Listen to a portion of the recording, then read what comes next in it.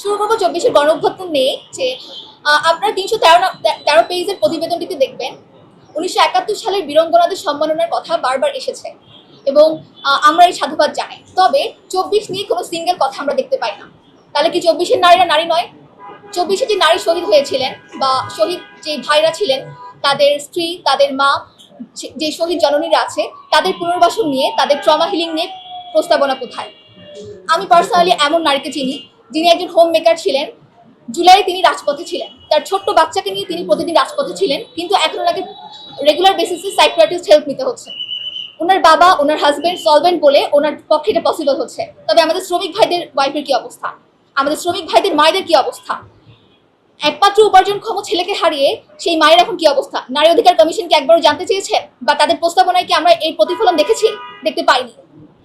শিরিন পারভীন হককে যখন সাংবাদিক প্রশ্ন করেছিলেন একটি টক শোতে যে আপনারা ধর্মীয় আইনকে বৈষম্যমূলক বলছেন, ধর্মীয় আইন নারীর প্রতি জুলুম সৃষ্টি করে, তো আপনারা যে ধর্মীয় আইনের সংস্কার চাচ্ছেন, সেই সংস্কারের মধ্যে সেই সংস্কার কমিটিতে কোনো আলেম ওলামা বা ধর্মীয় স্কলারকে রাখার প্রয়োজনীয়তা বোধ করেনি বা কেন রাখেনি?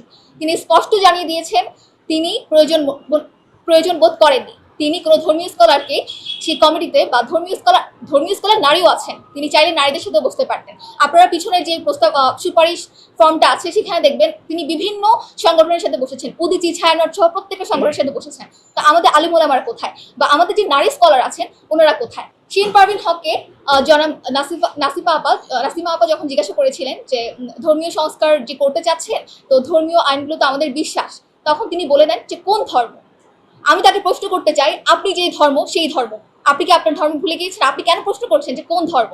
দেখুন, আমরা বলতে চাই আমাদের দেশের বেশিরভাগ মানুষ তাদের ফেইথকে আঁকড়ে ধরে, তাদের ফেইথের মাধ্যমে তাদের জীবনযাত্রা পরিচালনা করে। আমাদের ফেইথই আমাদের ট্র্যাডিশন, আমাদের ফেইথই আমাদের কালচার।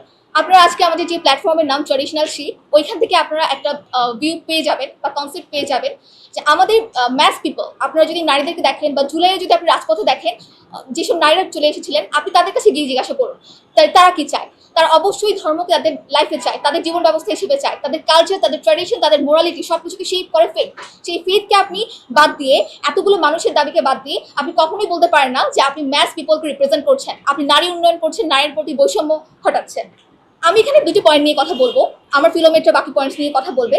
41 থেকে 45 নম্বর পেজে নারী সংস্কার কমিশনে বারবার এসেছে পাহাড়িদের যে জীবনযাত্রা বা পাহাড়িদের যে আইনি ব্যবস্থা সেটা নিয়ে। 41 থেকে 45-এ বেশ কয়েক জায়গায় ওনারা বলেছেন যে পাহাড়িদের যে নিজস্ব গোত্রভিত্তিক আইনি ব্যবস্থা আছে সেগুলো যাতে মেইন স্ট্রিম যে আইন ব্যবস্থা আছে তার সাথে ইন্টিগ্রেট করা হয়। ইভেন এমন কথা বলা হয়েছে, এমন প্রস্তাবনাও দেওয়া হয়েছে, কোনো পাহাড়ির সাথে যদি কোনো নন পাহাড়ির মামলা হয় এবং সেই মামলা নিরসনের ক্ষেত্রে সেখানে যাতে একজন দোভাষী নিযুক্ত করা হয় এবং পাহাড়িকে যাতে তার গোত্রভিত্তিক আইনের মাধ্যমে সেই মামলা নিরসন করা হয়। আপনারা কি আপনার 45 নম্বর পেজে গেলে দেখতে পারবেন। তার মানে ওনারা পাহাড়ের কৃষ্টি, কালচার, ট্র্যাডিশন, তাদের ফেইথ, ভ্যালুজ সবকিছুর প্রতি সম্মানজনক পজিশন রাখছেন। তাহলে আমরা কোথায়?